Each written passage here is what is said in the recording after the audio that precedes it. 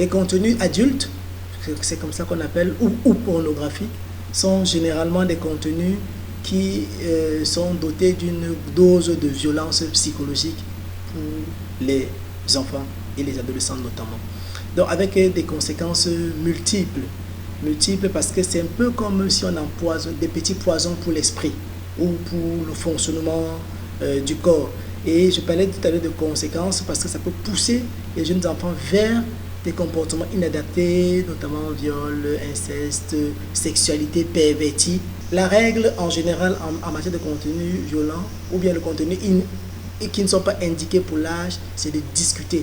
On appelle ça en langage technique le débriefing.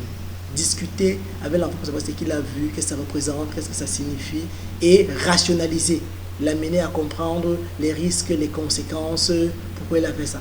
Maintenant, il y a des enfants qui, parce que c'est un contenu toxique, il a tendance à le reproduire et finalement, il s'y accroche, il devient addict ou bien il devient dépendant à cela. Et à ce moment-là, il tombe dans c'est une pathologie. Il faut absolument consulter un spécialiste notamment un psychologue, pour l'accompagner à mieux gérer ce problème qui peut être un problème d'addiction au contenu pornographique. Le fait de discuter avec les enfants est systématique. Maintenant, peu importe l'âge, lorsqu'ils ont été exposés, parce qu'il faut discuter pour comprendre. Maintenant, on va adapter le discours à son âge, on va adapter les informations qu'on veut passer à son âge et à son niveau de compréhension. Dans la discussion ne souffre de rien, mais maintenant, qu'est-ce qu'on lui dit? Comment on l'amène à comprendre que ces contenus ne sont pas pour son âge ou bien ces contenus sont malsains pour son esprit, pour son organisme et pour son psychisme.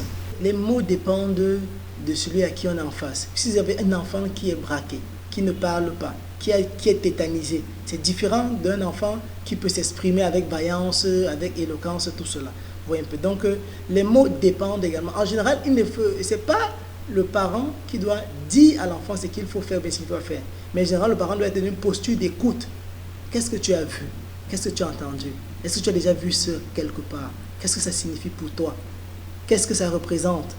Et à partir de ce que l'enfant lui dit, le parent construit le discours réparateur.